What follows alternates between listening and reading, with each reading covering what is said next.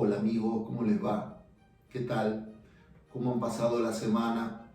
Espero que bien, en compañía de sus seres queridos, de las personas que aman y en compañía del Señor también.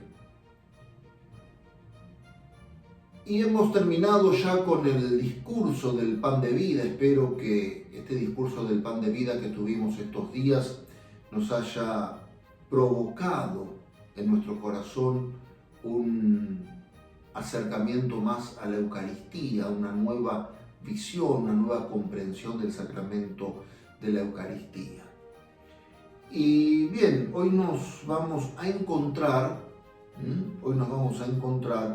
con un Jesús que está un poco enojado,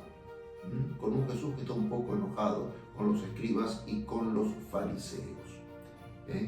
Vamos a ir a las lecturas, pero antes de ir a las lecturas, lo que siempre pedimos, que se suscriban al canal, que nos den un dedito para arriba, que activen la campanita para enterarse cuando el Sembrador sube otros videos, y no se olviden que con esta suscripción, que es gratis, es apretar un botoncito nada más, y con esta suscripción ustedes nos están ayudando a difundir la semilla de la palabra. Así que bueno, sin más preámbulos, para que no se nos alargue tanto el video, vamos a participar de las lecturas preparando la Eucaristía de este domingo 21 del tiempo ordinario. ¿Me acompañan? Vamos.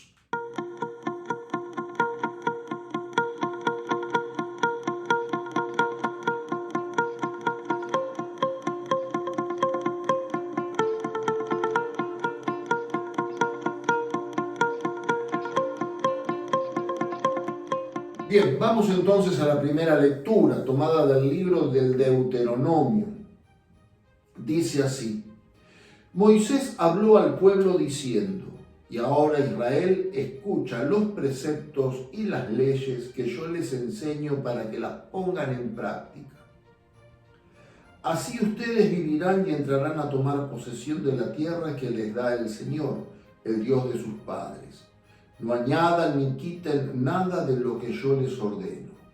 Observen los mandamientos del Señor su Dios, tal como yo se los prescribo. Obsérvenlos y pónganlos en práctica, porque así serán sabios y prudentes a los ojos de los pueblos, que al oír todas estas leyes dirán: realmente es un pueblo sabio y prudente esta gran nación. ¿Existe acaso una nación tan grande que tenga sus dioses cerca de ella, como el Señor nuestro Dios está cerca de nosotros siempre que lo invocamos? ¿Y qué gran nación tiene preceptos y costumbres tan justas como esta ley que hoy promulgo en presencia de ustedes? Palabra de Dios, te alabamos, Señor. Esta primera lectura tomada del libro del Deuteronomio, Moisés está ensalzando el valor de la ley para el pueblo de Israel. Este cumplimiento de la ley al pueblo de Israel lo acerca a Dios, le da sabiduría. ¿Qué es sabiduría? A ver, sabiduría no es el conocimiento intelectual, ¿sí? Sabiduría en el sentido bíblico es el conocimiento de Dios, desde el amor, desde el afecto, desde la comprensión del misterio. El sabio es aquel que ha sintonizado su vida con la voluntad de Dios. Entonces, la idea de Moisés es poner al pueblo de Israel como testimonio delante de los otros pueblos. Dice, refiriéndose a los preceptos de Dios: obsérvenlos y pónganlos en práctica, porque así serán sabios y prudentes a los ojos de los pueblos. O sea, que los otros pueblos vean la sabiduría de Israel, que aprendan la sabiduría de Israel, que conozcan la sabiduría de Israel, porque es la sabiduría que comunica el único Dios verdadero. Entonces, Al oír todas estas leyes, los otros pueblos, al conocer todas estas leyes, los otros pueblos, podrán decir, realmente es un pueblo sabio y prudente esta gran nación. Y por otro lado, ensalza también la cercanía de Dios, porque dice, ¿existe acaso una nación tan grande que tenga sus dioses cerca de ellas como el Señor nuestro Dios está cerca de nosotros? Dios siempre se manifestó como un Dios cercano a su pueblo, como un Dios tanto en el Antiguo como en el Nuevo Testamento.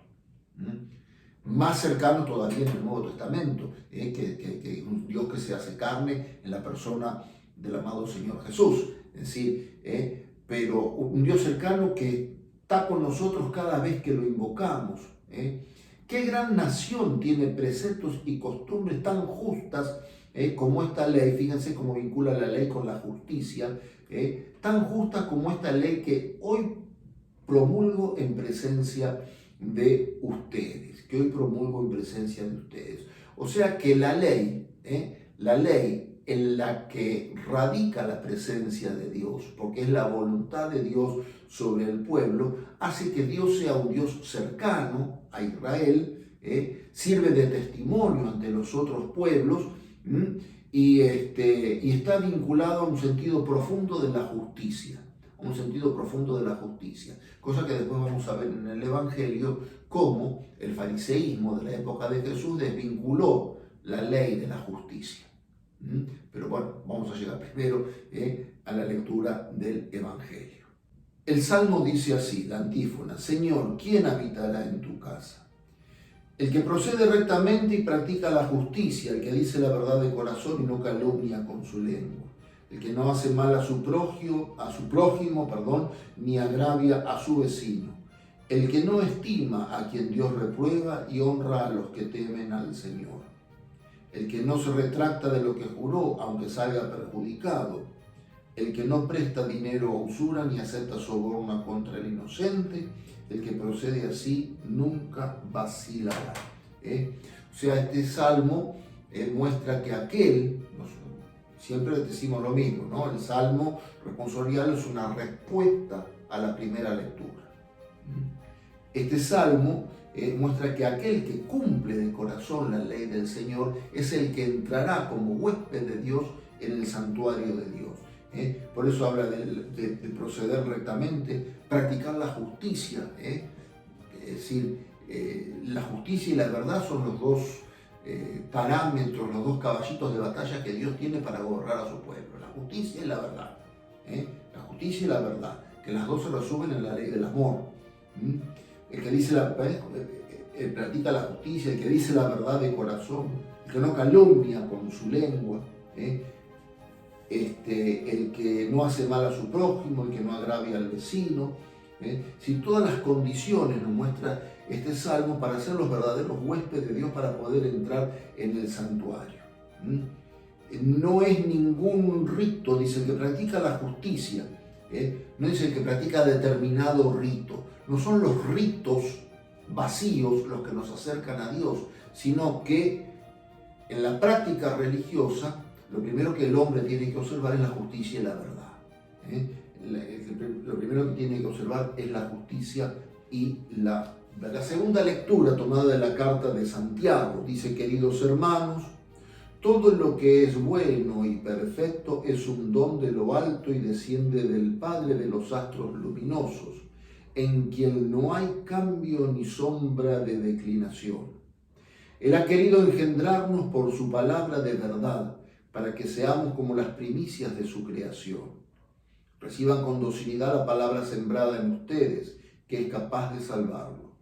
Pongan en práctica la palabra y no se contenten solo con oírla, de manera que se engañen a ustedes mismos.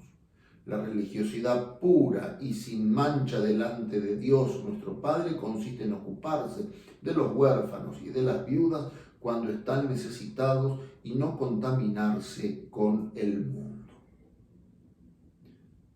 Bueno, viene a decir un poco, a repetir, ¿no? Acá el apóstol Santiago, comenzamos, ¿sí?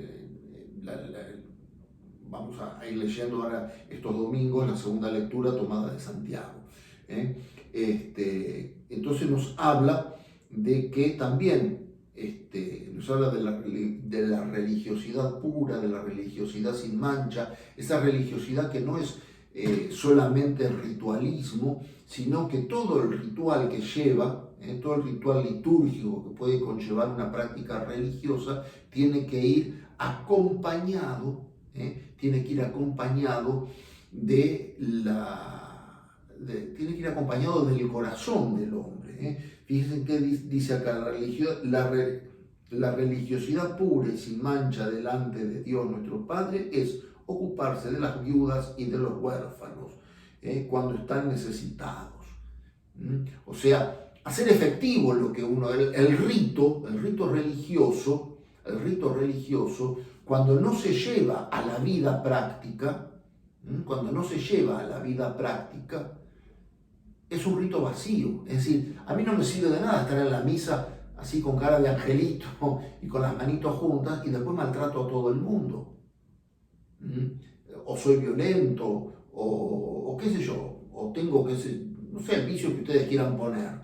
Y no me preocupo por un crecimiento interior, y no me preocupo por vivir en la verdad, por vivir en el amor, por vivir en la justicia, como vamos a llegar al Evangelio, como lo va a pedir Jesús en el Evangelio de este domingo. Sino que, ¿qué es lo que pasa acá? Corremos el riesgo de vivir una religiosidad vacía. Cuando se vive una religiosidad vacía es cuando entra la asedia, el hastío, la pereza. O sea, la tentación de la pereza está siempre, ¿sí?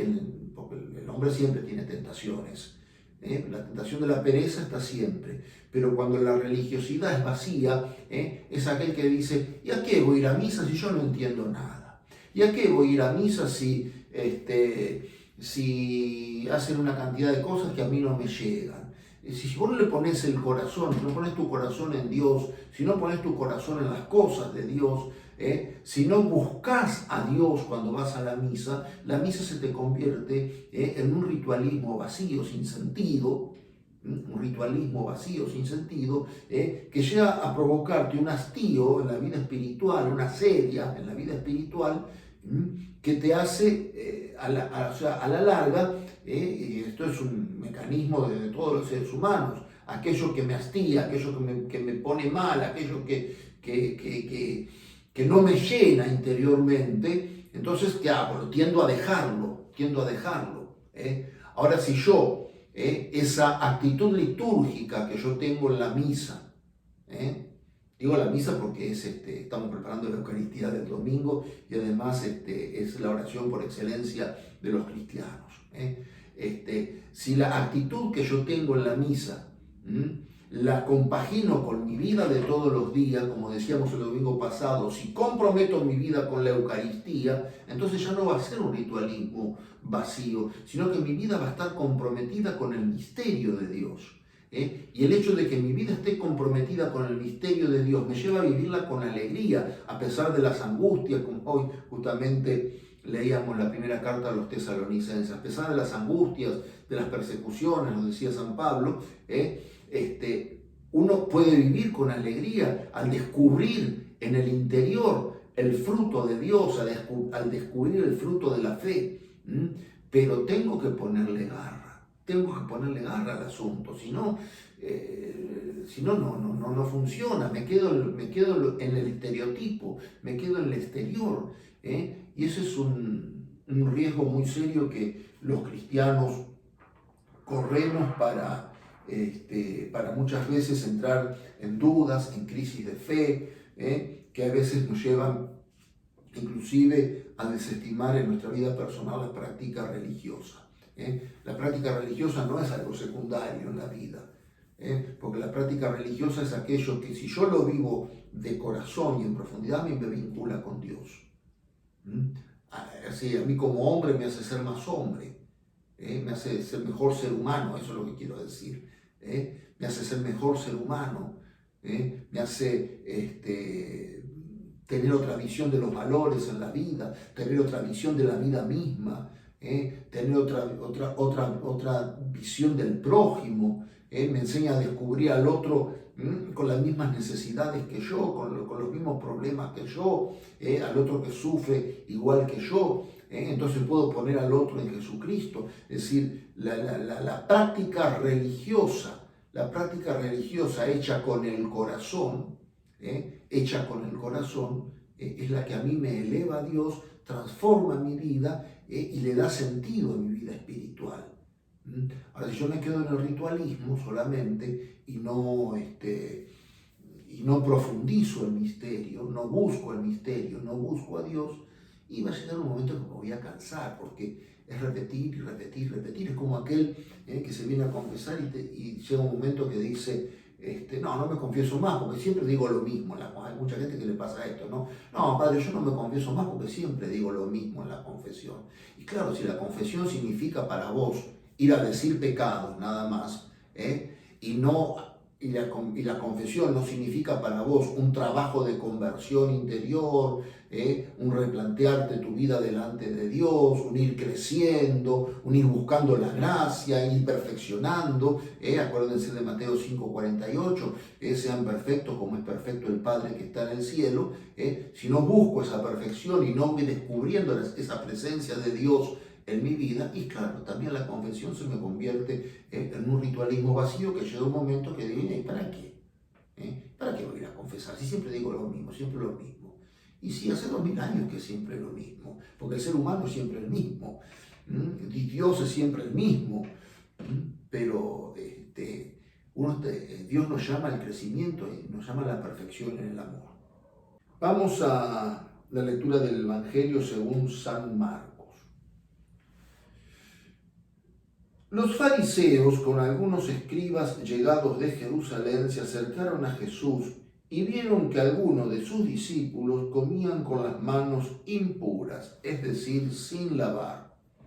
Los fariseos, en efecto, y los judíos en general, no comen sin lavarse antes cuidadosamente las manos, siguiendo la tradición de sus antepasados, y al volver del mercado no comen sin hacer primero las abluciones. Además, hay muchas otras prácticas a las que están aferrados por tradición, como el lavado de los vasos, de las jarras, de las vajillas de bronce y de las camas. Entonces los fariseos y los escribas preguntaron a Jesús, ¿por qué tus discípulos no proceden de acuerdo con la tradición de nuestros antepasados, sino que comen con las manos impuras? Él les respondió, hipócritas, bien profetizó de ustedes Isaías en el pasaje de la Escritura que dice, este pueblo me honra con los labios, pero su corazón está lejos de mí. En vano me rinden culto, las doctrinas que enseñan no son sino preceptos humanos. Ustedes dejan de lado el mandamiento de Dios por seguir la tradición de los hombres. Y Jesús, llamando otra vez a la gente, les dijo, escúchenme todos y entiéndanlo bien. Ninguna cosa externa que entra en el hombre puede mancharlo. Lo que lo hace impuro es aquello que sale del hombre, porque es del interior del corazón del hombre de donde provienen las malas intenciones, las fornicaciones, los robos, los homicidios, los adulterios, la avaricia, la maldad, los engaños, las deshonestidades, la envidia, la difamación, el orgullo, el desatino. Todas estas cosas malas proceden del interior y son las que manchan al hombre. Palabra del Señor, gloria a ti, Señor Jesús. Acá, como decíamos, ¿no es cierto? Un Jesús un poco enojado. Un Jesús un poco enojado con los escribas y los fariseos. ¿Por qué? ¿Qué pasaba? Los fariseos, esa secta de la época de Jesús, que mantenían todo un ritualismo para el cumplimiento de la ley, pensando que ese ritualismo los acercaba a Dios. Y ese ritualismo, ellos no decían que era la ley, sino que eran las tradiciones de los antepasados, o sea que eran preceptos humanos que ellos le ponían a la ley y se aferraban mucho a esos preceptos humanos, porque ellos pensaban que aferrándose a esos preceptos humanos que guardaban por tradición, cumplían perfectamente la ley, cumplían perfectamente la ley. Pero Jesús viene a decir, no, esto no es así, esto no es así. Y le cita al profeta Isaías. Dice, este pueblo me honra con los labios, pero su corazón está lejos de mí. O sea, se quedan en la práctica externa, en prácticas de labios para afuera, pero su corazón está lejos de mí. En vano me rinden culto, es decir, un culto vacío, un culto sin sentido, un culto que no conduce a Dios, sino que no conduce a nada. Conduce al ritualismo por el ritualismo mismo. Estas doctrinas que enseñan no son sino preceptos humanos, está diciendo Jesús. Porque todo esto no está en la ley de Dios. Todo esto no está en la ley de Dios. Como dice, las abluciones, el lavado de manos. A ver, uno se lava las manos antes de comer, y más ahora en tiempo de pandemia hay que lavarse las manos, desinfectarse con alcohol, es una cosa higiénica. Hoy día, modernamente, en la época de Jesús, tenía un sentido de higiene exterior, pero también ellos le atribuían a ese lavado de manos, por ejemplo, un ritualismo, que ellos pensaban que lavándose las manos de determinada manera quedaban purificados por dentro, por el hecho de lavarse perfectamente las manos, entonces quedaban bien delante de Dios, limpiando la jarra, todo, haciendo una cantidad de rituales de purificación que eran tradiciones humanas, que ellos ponían porque pensaban que eso era agradable a Dios, qué sé yo, o para hacerse ver delante de los hombres. Pero Jesús les demuestra que se quedan en la cáscara, que se quedan en el exterior, que no van a la profundidad del misterio, que no van a la profundidad del misterio. Las doctrinas que enseñan no son sino preceptos humanos. Y cuidado, mucho cuidado con esto, porque los cristianos, los católicos tenemos un serio riesgo de caer en este tipo de prácticas. Vuelvo a lo anterior un poco, ¿no es cierto? Cuando la misa se convierte en un ritualismo, por ejemplo, vacío, cuando voy a misa porque tengo que cumplir, llega un momento que me canso de cumplir.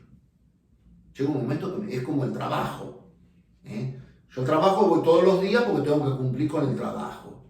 Pero llega un momento que me quiero jubilar, ya no quiero ir más, porque estoy cansado de cumplir. Estoy cansado de cumplir. Entonces uno no va a misa para cumplir un ritualismo, ni para cumplir con Dios. Voy a misa para cumplir con Dios. No voy a cumplir con nada. No voy a dar cuenta de mi participación en la misa. No voy para que me vean, no voy para que me digan qué piadoso que es este, que reza, que viene a la misa. No voy para nada de eso, sino que voy a la misa porque quiero encontrarme con Jesucristo. Quiero llenarme de Jesucristo, como en los evangelios de los domingos pasados. Quiero comer ese pan de vida, quiero llenarme de la vida de Jesús. Quiero llenarme de la vida de Jesús, quiero que Jesús venga a mí.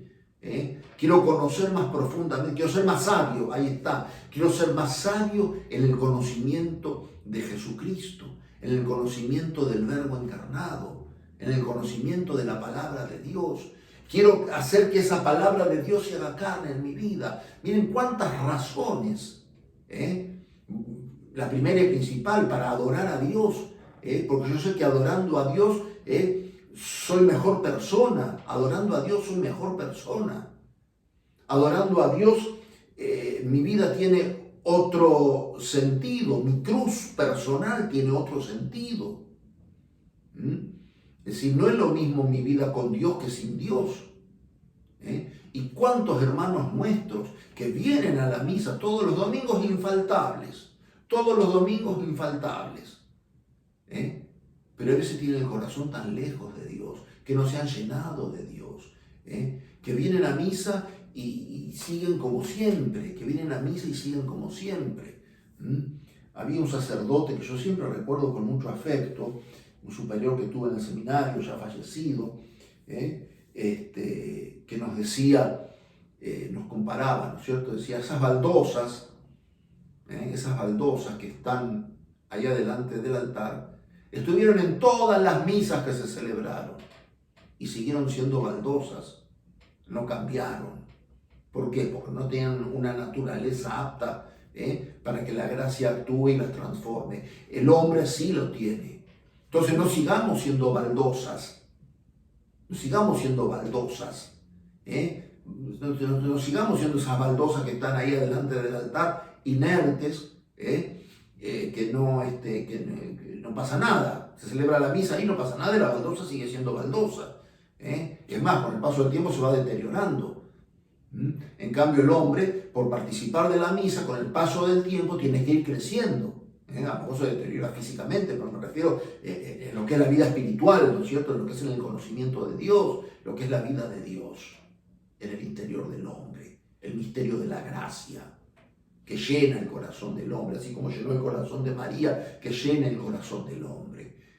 Así como María supo ser fiel a la gracia recibida, que también nosotros podamos ser fieles y que esa gracia fructifique en nosotros, en obras, en el trato, en todo lo que podemos pensar, decir, realizar, etc.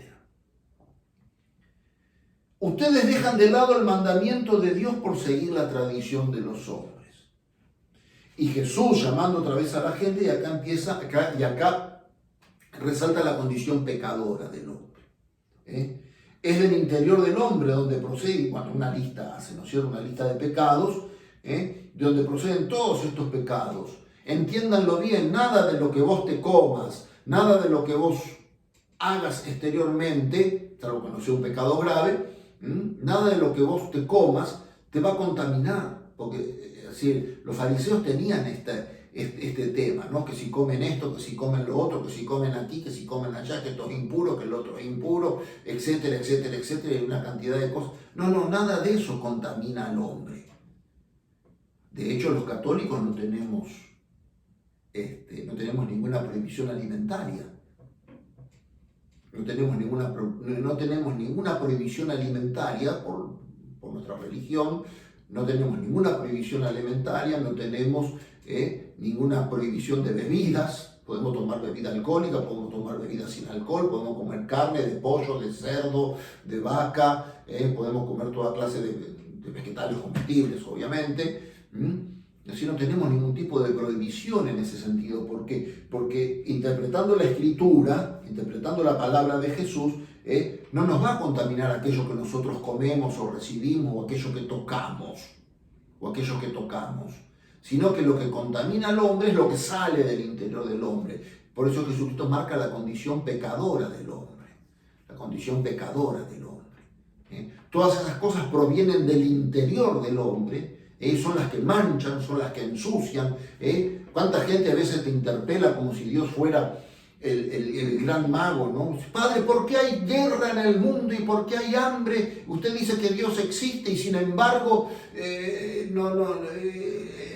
se sigue sufriendo en el mundo y sigue habiendo explosiones y sigue habiendo violaciones y sigue habiendo una cantidad de cosas. ¿Y dónde está Dios? Te dicen enseguida. ¿Dónde está Dios? Y acá está Dios. Acá en el Evangelio diciéndote, todas esas porquerías salen del corazón del hombre. Dios no ha sembrado estas cosas. Estas cosas son muy del hombre, son muy del pecado, contra las cuales el hombre está llamado a luchar y a perfeccionarse. Ha llamado a luchar y a perfeccionarse. Por eso escuchábamos el domingo pasado que decía, dura es esta doctrina. Claro, si hay que vencer todas estas cosas que te vienen del interior. ¿Cómo no va a ser dura esta doctrina? ¿Cómo muchos no van a dejar de seguir a Jesús si tienen que vencer una cantidad de dificultades que vienen del corazón del hombre? El corazón del hombre es un corazón pecador. El corazón del hombre es un corazón pecador. La naturaleza humana está inclinada al pecado, está herida por el pecado original. Es decir, el pecado ha sido borrado por el bautismo, ha sido borrado por la muerte de Jesucristo, por el misterio pascual de Jesucristo. Pero la inclinación queda en el hombre, la herida queda, la sujeción a la muerte queda, una cantidad de consecuencias quedan, de las cuales el hombre no se puede enajenar por su condición humana.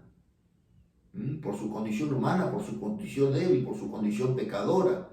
Entonces, cuando yo soy consciente de mi condición y veo que afloran todas estas cosas que Jesús marca acá en el Evangelio, Entonces son contra las cuales yo tengo que luchar. ¿Y cómo lucho? Viviendo una religiosidad profunda, metiéndome en el misterio de la gracia, metiéndome en el misterio de Dios, tratando de abarcar de la mejor manera posible con mi corazón a Dios, tratando de guardar a Dios en mi corazón.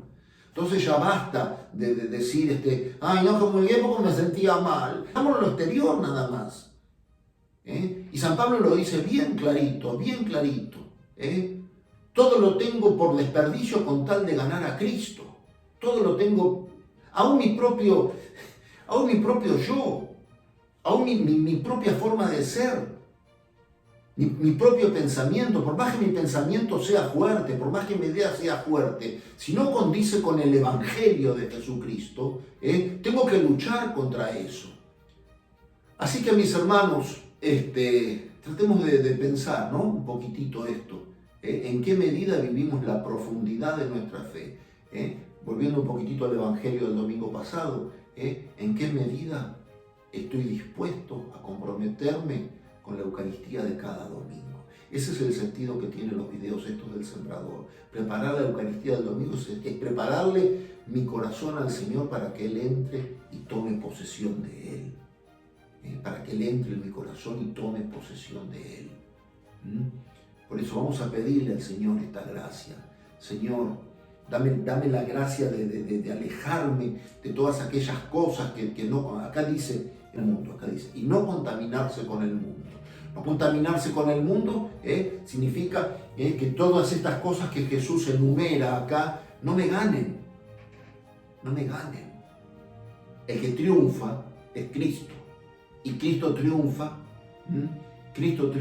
en mi vida personal. Y triunfando Cristo en mi vida personal, entonces triunfo yo. Si no triunfa Cristo en mi vida personal, entonces triunfa el pecado. Los dejo con estos pensamientos. Tratemos de releer estas lecturas para venir ya este domingo a participar de la Santa Misa, dispuestos a escuchar esta palabra, dispuestos a hacer que esta palabra llegue a cada uno.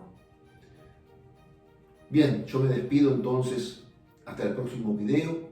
Vuelvo a pedirles que se suscriban al canal, que nos dejen sus comentarios, que activen la campanita, que nos den un like, un dedito para arriba, y comenten sin miedo, porque muchos comentarios me llegan y dicen, qué lindo padre lo que dijo, qué lindo padre lo que dijo, pero qué sé yo, me gustaría que alguna vez un comentario me diga, padre, déjese bromar, ¿qué dijo? O padre Carlos, ¿qué dijiste? No me gustó tal cosa, no me gustó como lo dijiste, porque la crítica me ayuda a crecer. Porque en la crítica positiva, en la crítica respetuosa, también está Dios tendiendo una mano y ayudándome a salir adelante. Quería compartir esto con ustedes, como cada semana, así que nos estamos viendo, si Dios quiere, para el próximo video. Chao a todos.